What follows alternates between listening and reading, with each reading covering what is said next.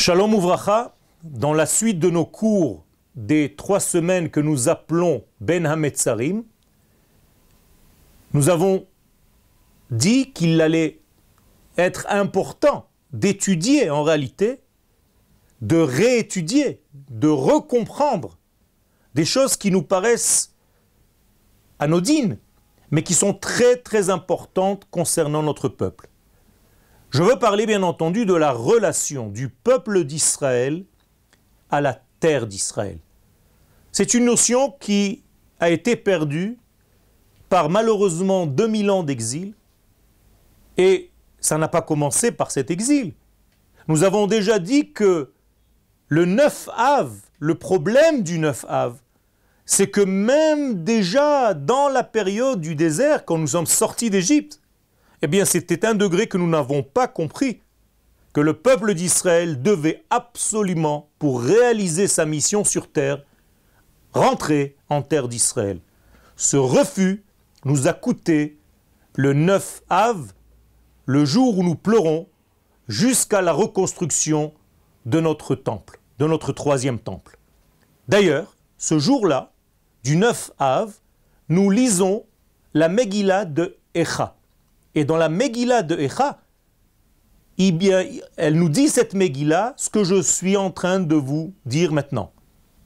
Je vous cite, Galta Yehuda Me'oni.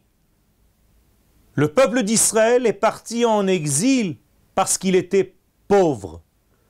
Hi Yashva Bagoim. C'est pour ça que le peuple, la nation, s'est installé chez les nations, chez les autres nations, en dehors de sa terre, bien entendu. Lo Matzah Manoach. Et elle n'a pas trouvé son repos. Traduction simple, l'exil, c'est en réalité la sortie du peuple d'Israël de sa terre pour une terre étrangère à lui, étrangère à sa structure intérieure, étrangère à sa nature et à son identité. Et là-bas, si tu es un homme normal, c'est-à-dire un homme d'Israël normalement constitué, tu ne peux pas trouver de repos dans n'importe quelle terre en dehors de cette terre d'Israël. Et le prophète Jérémie pose la question, Alma Avda Haaretz. Pourquoi est-ce qu'il y a eu cette punition concernant la terre, concernant le peuple d'Israël? Pourquoi nous sommes sortis en exil? Qu'avons-nous fait pour mériter cela? La réponse vient bien entendu de l'Éternel lui-même, car le prophète ne diffuse que la parole de l'Éternel.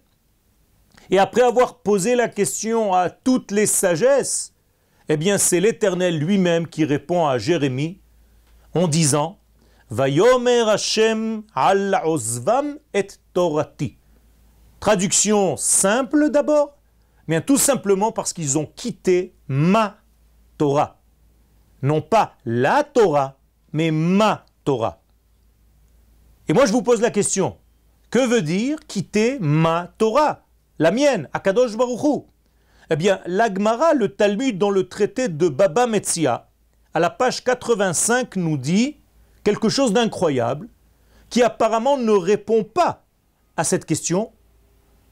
Et il dit là-bas, les sages nous disent Shelo berhu batorat techila, parce que lorsqu'ils montaient à la Torah, lorsqu'ils étudiaient la Torah, eh bien ils ne prononçaient pas la bénédiction avant leur étude.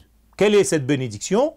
Baruch ata Hashem Eloheinu melech haolam, asher bachar banu mikol ha'amim, ve'natan lanu et torato. Béni sois-tu l'Éternel qui nous a choisis de parmi les nations et qui nous a donné sa Torah.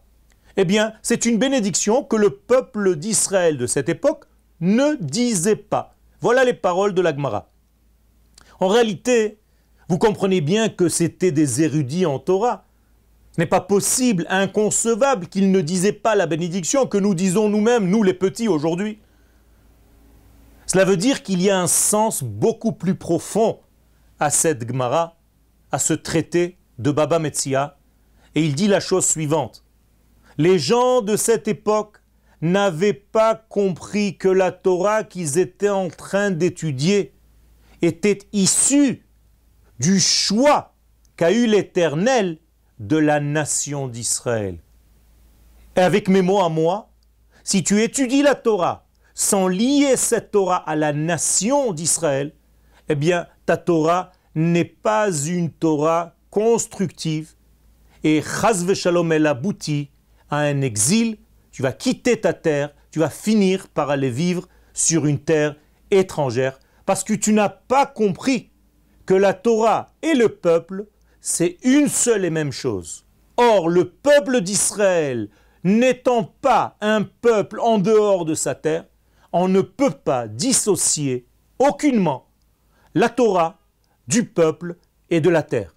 Voilà pourquoi, dit la Gemara, il y a eu la destruction du temple et il y a eu en réalité la sortie du peuple d'Israël en exil parce que l'étude de la Torah était déconnectée de la nation d'Israël.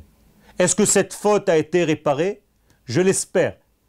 Mais chas v'shalom, si nous étudions la Torah, même aujourd'hui, en déconnexion avec la nation d'Israël, sans avoir la conscience que cette Torah est la Torah de la nation, et que le livre est le livre du peuple, et non pas le peuple du livre, comme vous avez tous l'habitude de dire, eh bien, chas v'shalom, il y a un grand manque, et c'est ce manque-là qu'il faut combler pendant ces 3 semaines.